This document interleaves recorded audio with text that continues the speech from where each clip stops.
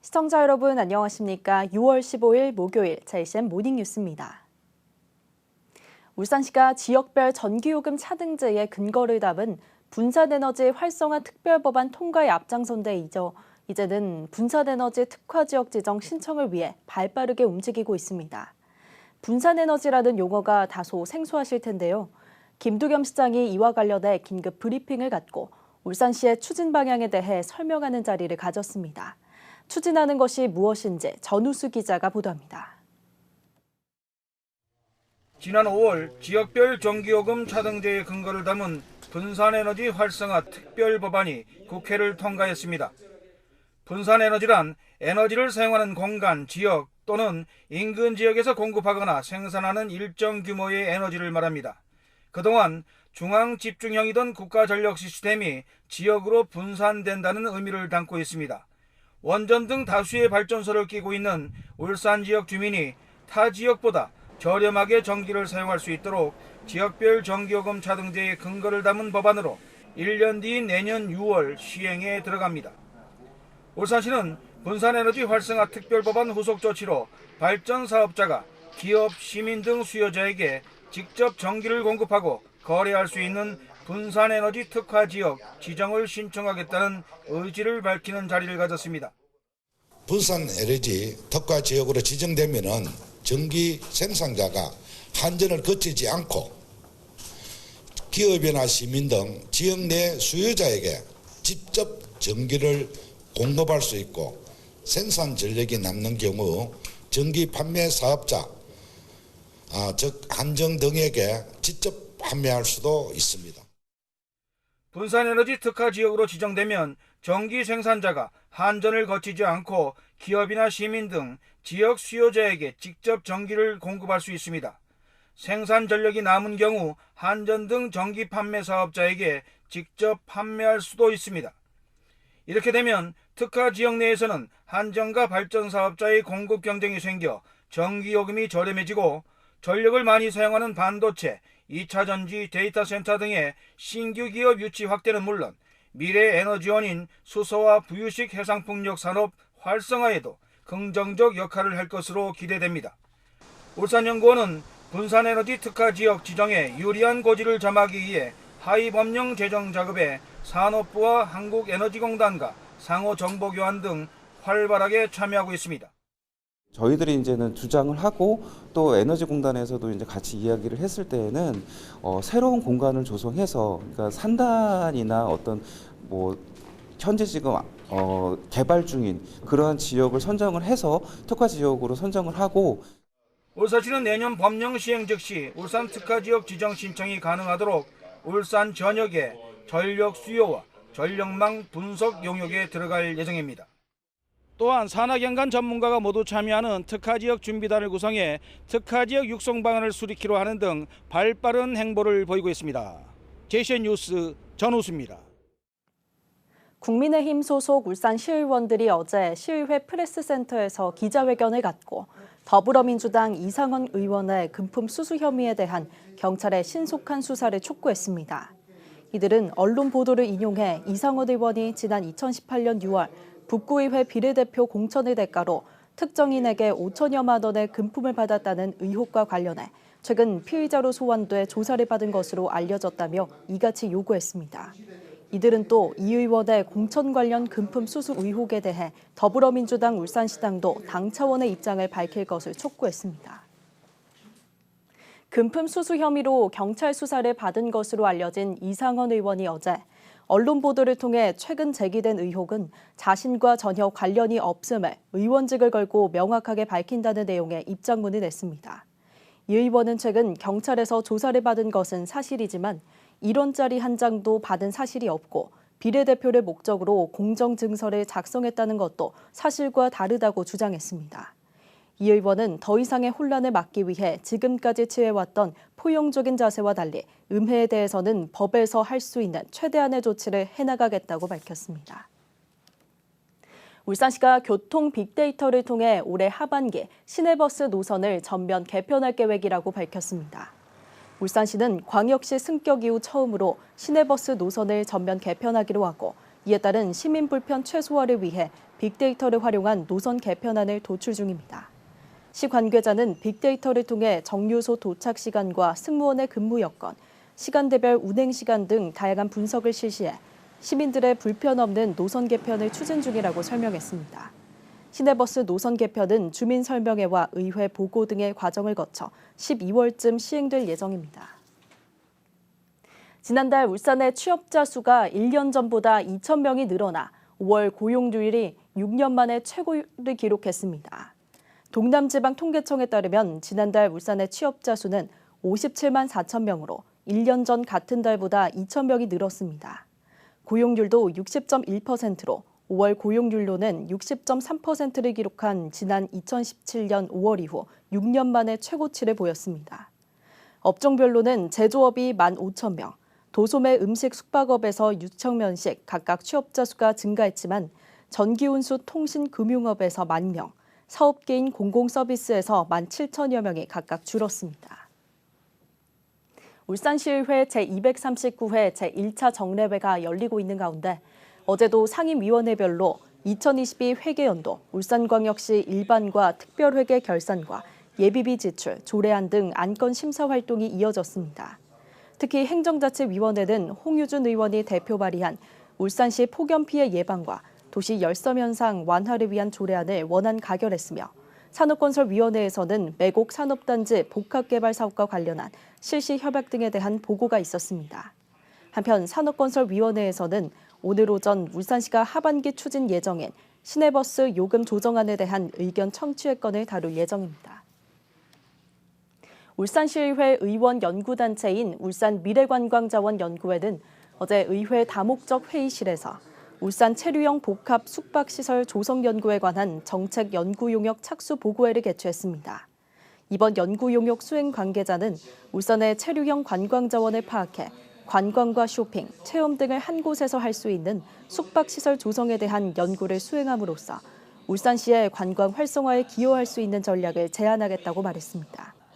의원 연구단체인 울산 미래관광자원연구회는 정치락 의원 등 모두 6명의 의원으로 구성됐으며 울산 지역 신규 관광자원 개발과 지역경제 발전 방안에 대한 연구 활동을 진행해 오고 있습니다. 남구청이 골목상권 활성화를 위해 추진하는 올해 두 번째 골목축제가 장생포에서 열립니다.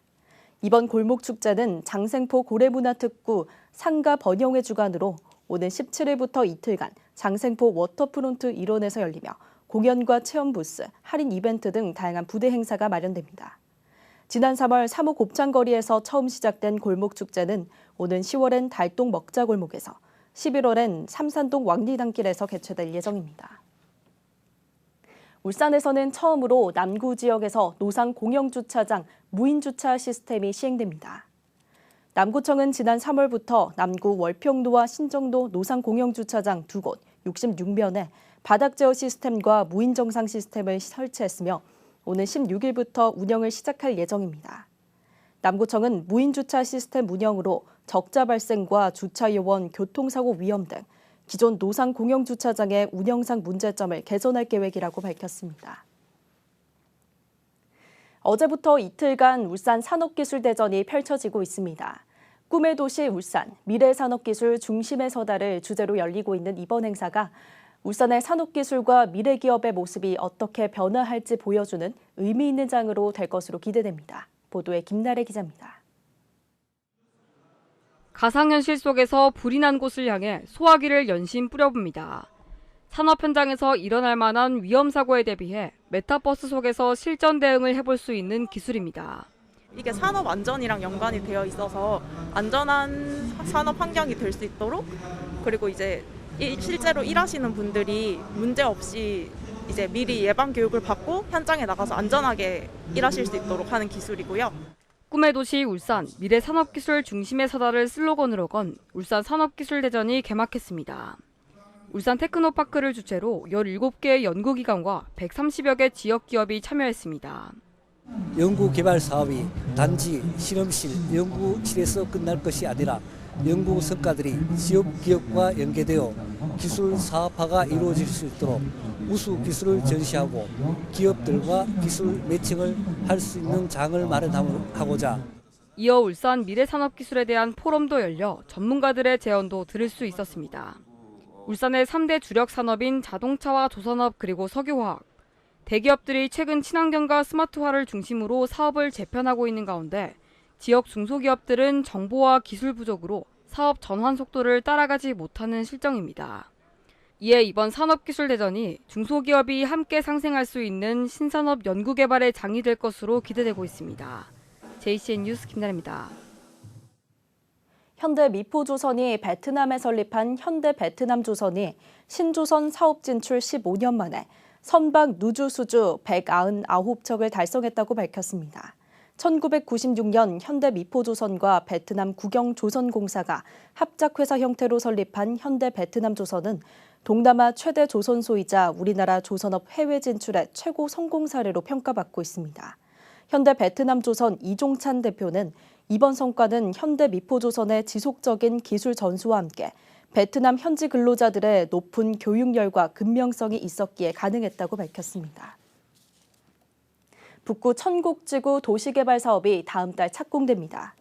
북구청은 천곡지구 도시개발 사업 조합이 지난달 말 환지계획 인가를 신청함에 따라 빠르면 이달 중 인가 여부를 통보할 계획이라고 밝혔습니다.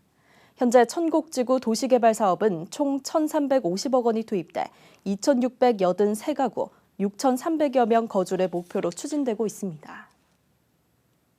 공사가 중단된 동구의 한 주상복합 현장에 웅덩이가 생기면서 인근 주민들이 모기와 악취 피해를 겪고 있는 것으로 나타났습니다. 동구 전화동의 한 주상복합 공사장은 지난 2016년 착공했으나 이듬해 재정 문제로 공사가 중단된 이후 펜스로 막혀 물이 고인 채 6년째 방치되면서 모기와 악취 민원이 잇따르고 있습니다. 동구청은 지난 2020년 해당 공사의 허가를 취소했지만 기존 건설사와 소유자 간에 소송이 진행되고 있어 해당 현장의 강제 철거가 어렵다고 밝혔습니다. 동구청은 소유자와 공사 관계자를 대상으로 배수 등 민원 해소책을 요구하는 등 행정지도를 계속할 방침이라고 전했습니다. 동구 서부회관을 공공생활체육시설로 조성하는 사업이 이번 달 말 착공합니다. 서부회관은 현대중공업 직원복지시설로 운영돼 오다가 지난 2017년부터 6년째 운영을 중단한 상태로 지난 1월 동구청이 매입해 공공체육시설 전환 사업에 들어갔습니다. 이번 사업은 서부회관 3층 전체를 리모델링하는 사업으로 동구청은 총 사업비 37억 원을 들여 오는 9월 말까지 헬스장과 생활체조실, 목욕탕 등을 조성할 예정입니다. 35년 만에 다시 열린 울산 공업축제에서 먹거리 쉼터를 운영했던 비영리 민간단체장들이 어제 울산시장실에서 울산사회복지공동모금회에 성금 1,100만 원을 전달했습니다. 성금 전달식에는 김두겸 울산시장과 각 참여단체장, 울산사회복지공동모금회 관계자 등이 참석했습니다. 이번 성금은 지난 1일부터 사흘간 열렸던 울산공업축제 먹거리 쉼터 운영에 참여했던 단체의 수익금으로 마련됐습니다. 시민생활과 지역경제의 발목을 잡는 규제 발굴과 해결 방안 모색을 위해 올해 처음으로 구성된 울산시 민간합동 규제 발굴단 상반기 정기회의가 어제 시청 국제회의실에서 열렸습니다. 어제 회의는 서남교 기획조정실장 주재로 울산시 민간합동 규제 발굴단에서 건의한 규제 개선 과제 13건 중 5건이 회의 안건으로 채택돼 토론을 벌였으며 규제 개선이 필요한 과제에 대해 오는 7월 초에 중앙부처의 개선을 건의할 방침입니다. 한편 울산시 민간합동 규제 발굴단은 기업경제 등과 관련해 협회와 기업, 자영업자 대표와 시민대표, 유관기관 관계자 등 모두 25명으로 구성됐습니다. 울산시는 오는 8월 31일까지 환경오염 취약지역과 오염물질 유출 우려 사업장을 대상으로 하절기 환경오염 행위 특별감시 활동을 실시한다고 밝혔습니다. 이번 특별감시 활동은 장마철과 하절기 집중호우를 틈타 폐수를 무당 방류하는 등 오염물질의 유입으로 인한 녹조 발생을 억제하고 공공수역의 환경오염 행위를 예방하기 위해 마련됐습니다. 특히 울산시는 특별감시 기간 중 구군과 수질 오염 사고 대응기관 등과 긴밀한 비상 연락 체계를 통한 신속 대응으로 환경오염 피해를 최소화한다는 방침입니다. 울산시 보건환경연구원이 올해 상반기에 실시한 배달음식점 조리식품 안전성 겸사 결과 모두 기준과 규격에 적합해 안전한 것으로 나타났습니다. 이번 검사는 울산시와 구군에서 수거한 쌀국수와 카레 등 아시아 요리 배달 음식점 조리식품 29건을 대상으로 식중독균을 집중 검사했습니다. 검사 결과 살모넬라와 황색 포도상 구균 등 식중독균이 모두 기준에 적합한 것으로 나타났습니다. JCN 모닝뉴스를 마칩니다. 함께해 주신 여러분 고맙습니다.